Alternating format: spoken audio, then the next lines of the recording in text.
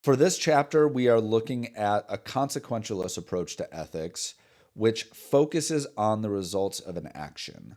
So, if an action leads to good results, however we define good, we consider that action to be moral.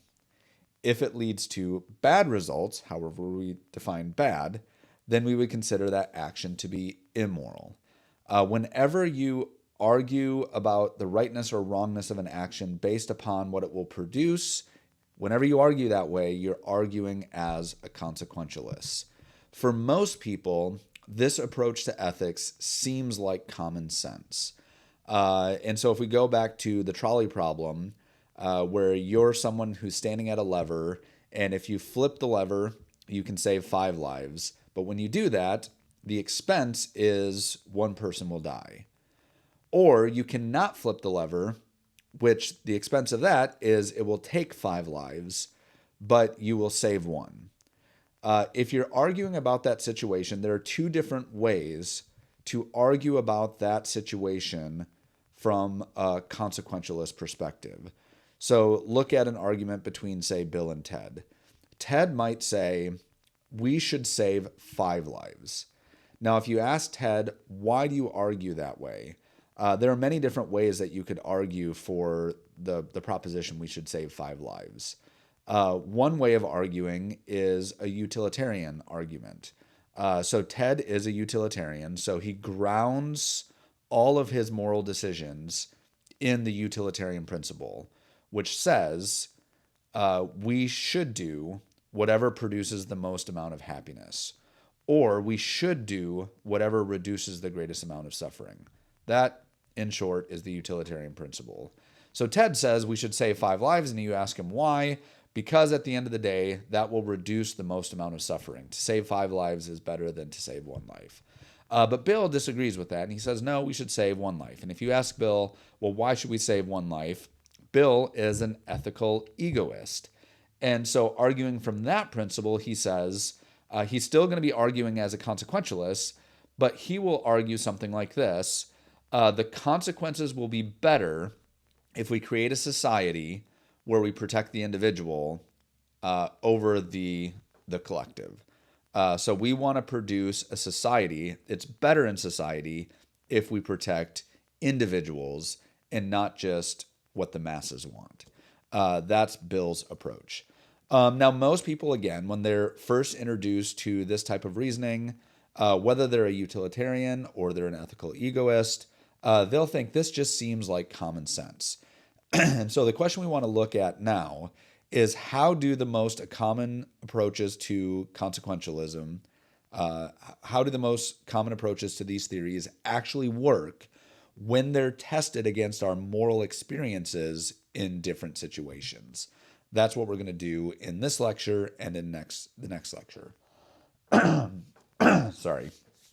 So ethical egoism.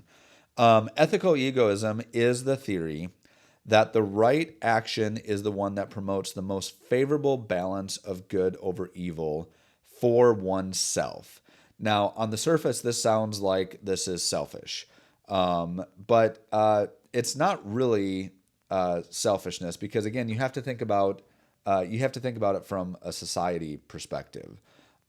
So, would you rather live in a society that protects your self-interest, or would you rather live in a society where your self-interest will be discarded for what the majority wants?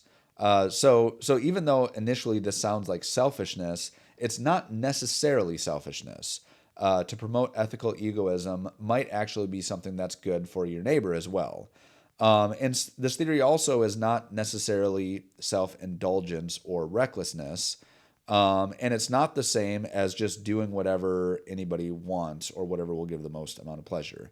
These are common misconceptions of what ethical egoism is promoting. Most of the time, what ethical egoists are arguing is that society would be better off if people cooperate with one another, but the way that we cooperate with one another is that we're looking out for individual interests. That's basically what ethical egoism is arguing for. Now, there are two basic ways to argue as an ethical egoist. You can be an act egoist, which says you should determine the right action by applying this principle to every individual act. Well, most ethical egoists will say this is impractical. It's really hard in every specific situation to know what the right thing is to do for that situation. And in fact, whenever you're talking from a consequentialist perspective, whether utilitarianism or ethical egoism, it's oftentimes hard to know in the moment what's going to produce the greatest results.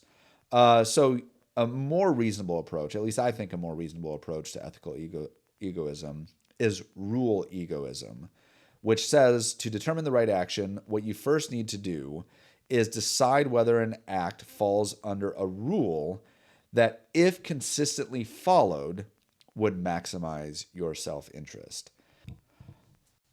So here's another way to say that. So according to rule egoism, you're not looking at trying to make a decision in the moment. Rather, beforehand, this might be in a situation where maybe you're a governor and you're trying to figure out what types of laws should be legislated. According to the egoist principle, or if you're thinking about it from a rule egoist perspective, you might develop laws that people will be expected to live by, or rules by which people are expected to live by. And those rules beforehand are grounded in egoism. And if you make laws that way, then what that means is in any given situation, we don't have the responsibility to think, is this going to promote individual rights, self-interest? Instead, we just know these are the laws that have been decided, and we know that those laws were decided through through the egoist moral philosophy. And so that's the difference between act egoism and rule egoism. Act says in the moment you have to determine, which can be very impractical, whereas rule egoism says, no, let's first establish rules that are consistent with the egoist position, and then we'll live according to those rules.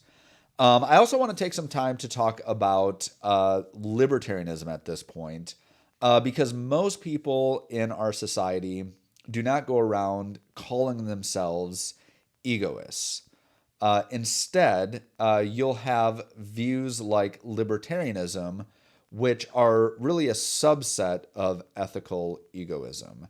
That's really what libertarianism is. So we have in the political world, you have the Libertarian Party, which is the expression of a moral principle that seeks to promote individual rights, so long as those rights do not infringe upon the rights of other people. That's the libertarian principle, and that is just a version or a subset of ethical egoism. So I want to take just a few moments to look at libertarianism, because this is something that you'll probably be more familiar with, and this is maybe the most common expression of ethical egoism in our culture today. So libertarians, because of their fundamental principle, are usually opposed to three things. They're opposed to what's called paternalism. So these are any laws that protect people from themselves, such as seatbelt laws, soda laws, drug laws, mask laws, etc. They're also opposed to moral legislation, specifically personal moral legislation, and they argue that people should have the freedom to develop their own moral convictions, even if those convictions go against popular opinion. So a libertarian does not want moral legislation. And they're also against the redistribution of income or the redistribution of wealth. Now, I should say at this point that for libertarians, and really for any of the ethical principles we'll be looking at over the next couple weeks, there's usually somewhat of a continuum. So I have not found too many people who are 100% libertarian. I have not found many people who are 100% utilitarian, or any of the other principles we'll be looking at. There's usually somewhat of a continuum between all of these principles. So if you were 100% against the redistribution of income or wealth, you would say absolutely no taxes. But very few people argue for no taxes. They'll argue for fewer taxes, less taxes. And then the debate becomes, what should we be taxed for? So at from the broadest perspective, libertarians are for minimum taxes, but taken to its extreme, I suppose it would be against any taxation whatsoever. So now I want to just take a few moments to explain each of these ideas more fully. So no paternalism. Here's one of the reasons why libertarians are against paternalism. So there was a case in 2013. Michael Bloomberg, who was the mayor of New York City, created laws. It was called the soda ban. So he created laws that prevented establishments from serving drinks above, I think it was 20 ounces. I can't remember the details exactly. But you couldn't go into a movie theater and buy a huge soda in New York City. The laws prevented that from happening. Well, obviously, this made a lot of people upset. If you're more of the libertarian persuasion, you would say you're taking away our rights to buy the type of soda that we want to buy. So this is paternalism. We're opposed to that. Well, Bloomberg said in an interview that we're not trying to take away anyone's rights. We're simply trying to force you. Now, anytime a libertarian hears the word force, they're opposed to that. But he says, we're simply trying to force you to understand that sugary drinks are unhealthy. Well, why did Bloomberg care about this? Well, later in the interview, he said, and he was explaining why he thinks this is a good law to have in place. He was explaining that New York City spends $4 billion a year on healthcare for overweight citizens. And sugary drinks are the most significant factor in the increasing number of obese or overweight New Yorkers. So one of the things that Bloomberg is pointing out here in this quote is, it actually might be a challenge to the libertarian principle here, where when it comes to paternalism, you think that all of these laws are just protecting you from yourself, but Bloomberg is pointing out it actually impacts other people. Because if you allow people to consume large amounts of sugary drinks, they're going to become obese. And if New York City is spending money on healthcare, then it's not just impacting you, it's impacting the taxes of people who are contributing to the funds for New York City to afford healthcare. Well, again, a libertarian looks at an argument like this and they will say, well, this is our concern at this point. Our concern is not just soda laws, but even laws like health insurance. If the government covers our health insurance, then it has the right to coercively, to forcefully, through legislation, influence our diet. And the libertarian says that's not the type of society we want to create. It produces bad results. So this is how it's ethical egoism at this point. It takes away my self-interest. If I want to have the diet that I want to have, I should be allowed to do what I want to do. And so libertarians are against paternalism. When it comes to moral legislation, we might look at a case study like Sweet Cakes by Melissa. So this was in 2015 when there was a lot of debate over same-sex marriage. An administrative court made a decision to fine Sweet Cakes by Melissa $135 for discrimination. And in this case, Melissa they owned a bakery that refused to bake a cake for a same-sex wedding. And as a result, the people who were refused service, they filed a lawsuit against Sweet Cakes by Melissa. They ended up winning the lawsuit, and it cost Sweet Cakes by Melissa $135,000, and they had to close their shop as a result. Libertarians look at a situation like this, and they say all that is moral legislation, and they're opposed to moral legislation because it may be the case that Sweet Cakes by Melissa had values, moral convictions that went opposed to what the majority of people thought, what was popular. but they should have the freedom to do that, according to libertarians. And so they would be opposed to the decision that the court made because it infringed upon the idea of no moral legislation. That should not happen. And so they argue that society will be better if people have the freedom to develop their own moral convictions, even if we think those convictions are not popular. And then third, the no redistribution of income or wealth. So they want to have minimum taxes. Now, we can look at a case study here of Bill Gates. And I always like to look at Bill Gates as an example because since I started teaching this class, it is astonishing to me how much Bill Gates's net worth has gone up since my first year teaching Intro to Ethics, which was 2012. When I started teaching, Bill Gates was his net worth was $40 billion. And for several years, I would tell students, well, his net worth is $40 billion. His net worth is $40 billion. Several years went by, and one day in class, I had a student raise his hand and said, "That's not right.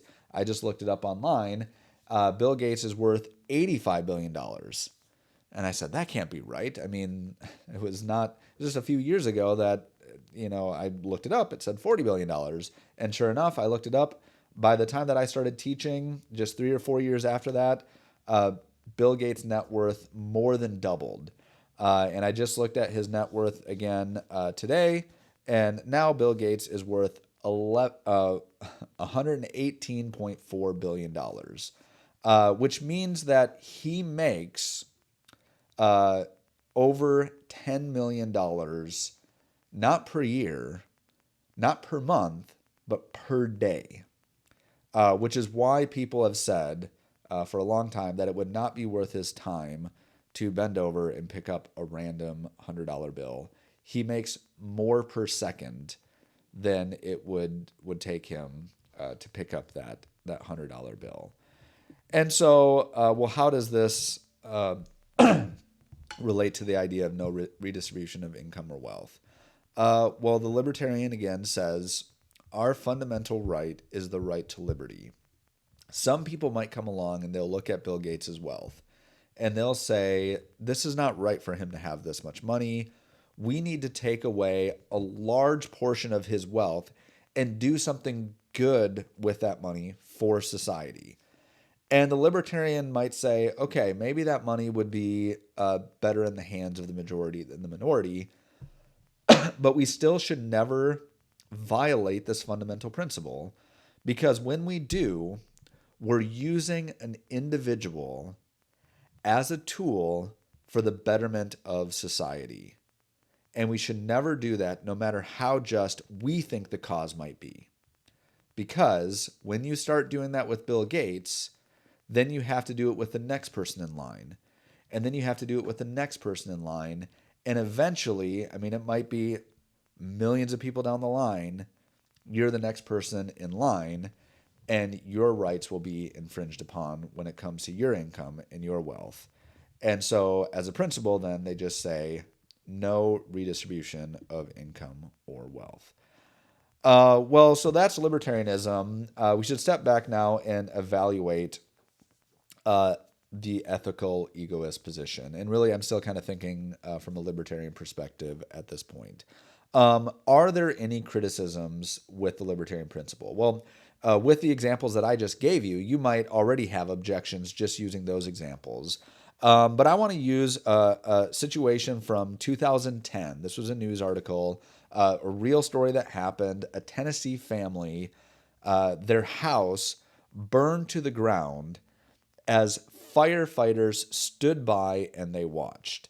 Now, you might ask, why would they just stand by and watch? Well, the firefighters were there because there was a house next to this house that had the potential of being caught on fire. And so they were hosing down that house to make sure that that house did not catch on fire. The owners of this house came out to the firefighters and they pleaded with them, would you please put out the fire in our house? But they wouldn't do it. The reason why they wouldn't do it is because this community had set up private fire insurance.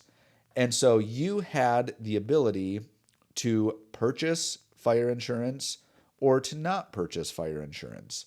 If you did not purchase fire insurance, then they weren't going to come and put out the fire to your house.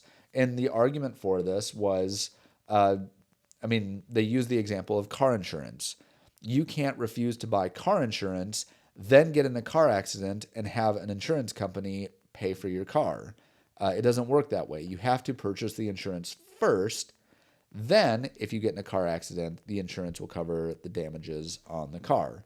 Well, this community was living according to libertarian principles, so they had very low taxes. It was not included in their city taxes or anything like that. But these were private decisions made by each household. And so every year they were given the opportunity to buy this insurance.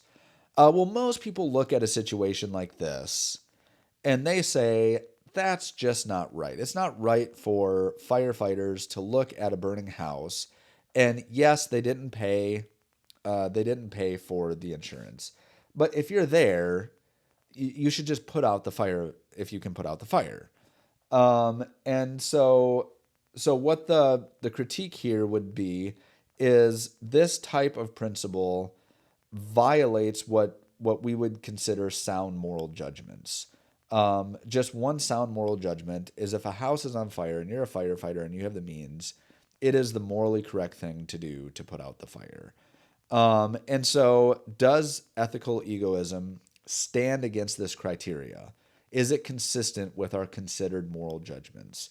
Well, I'm not going to be able to solve that for you, but that's one of the things to wrestle with. When you look at different situations, in this situation, does the libertarian principle hold when it comes to this criteria? You can make an argument that it doesn't. And so that's one of the things that you have to wrestle through when you're thinking about these different ethical principles. Criteria 2, is it consistent with our moral experiences? Well, again, we can use this example and we can say, not only does it seem to go against just sound moral judgment, but just morally, like this, there's something about this for most people, and maybe you don't feel this, but for most people, when they look at this picture, they think that just doesn't feel right. It goes against our moral feelings or experiences. And so in some situations, ethical egoism might look perfectly consistent with our moral experiences. But then you have to look at other situations and ask, are there situations where it seems to violate our moral experiences? And then criteria 3, is it useful in solving moral problems? And this, I think it would be helpful to compare act egoism with rule egoism, because you might make a case that rule egoism is way more useful than act egoism, because it's hard in any given situation to know, is this going to promote self-interest long-term, where if you're a rule egoist, it's much easier maybe to first set up the rules and then solve problems accordingly. But that's how you start to evaluate these principles. That's all I have for you in this lecture. We have one more lecture in this chapter, but I want to just stress I'm not covering everything in the chapter. And so by this point, you should know that, but I just want to reiterate that you should be reading the chapters carefully before taking the reading quizzes. I'm just touching on some highlights to make sure that you understand the broader principles. So that's all I have for this lecture.